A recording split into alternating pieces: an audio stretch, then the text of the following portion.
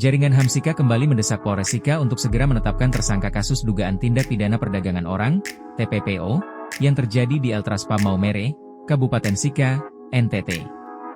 Hal ini disampaikan Jaringan Hamsika saat beraudiens dengan Kapolres Sika yang diwakili Kasih Humas Polres Sika, Kamis, 19 Februari 2026, pagi. Jaringan Hamsika menuntut Polres Sika menetapkan pemilik pub Eltras Maumere dan pihak-pihak terkait lainnya sebagai tersangka TPPO berdasarkan fakta-fakta yang diungkapkan para korban yang bekerja di pub Eltras Maumere. Polres Sika pun diminta segera memasang pelis lain di tempat kejadian perkara, TKP, area pub Eltras Maumere untuk mengamankan barang bukti berupa penguburan janin dan LPSK, Lembaga Perlindungan Saksi dan Korban, menghitung dan menuntut pelaku untuk memberikan ganti rugi kepada pihak korban.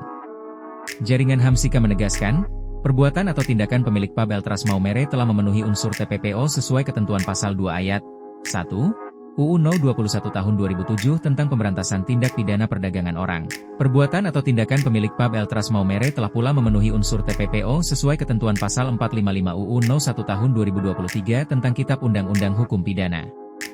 Jaringan Hamsika menilai perbuatan pemilik pub Eltras Maumere yang melakukan perekrutan korban dari Jawa Barat yang berusia 15 tahun sampai dengan 26 tahun dengan iming-iming upah sebesar 8 juta rupiah sampai dengan 10 juta rupiah per bulan, mes gratis, mendapat pakaian dan fasilitas kecantikan gratis. Faktanya bahwa korban mengalami kekerasan fisik dan mental dari pengelola pub Eltras seperti dipaksa kerja pada saat sakit, dijambaki, diludahi, ditampar, diseret, dilecehkan secara seksual dan dicekik.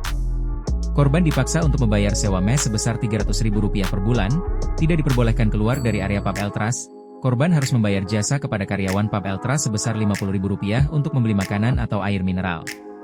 Korban diwajibkan untuk membayar Rp200.000 untuk kegiatan tamasya, pesiar, Rp170.000 untuk biaya ulang tahun teman-teman korban.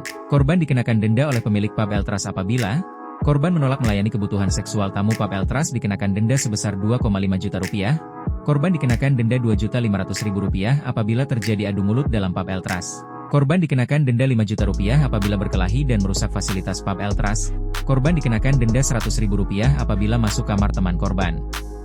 Korban diperbolehkan untuk membuat kasbon yang tidak berujung dalam pengembalian uang kasbon.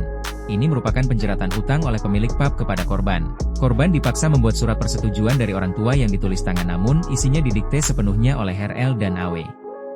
Selain itu, seorang anak korban dipalsukan dokumen kelahirannya karena pada saat perekrutan masih berusia 15 tahun.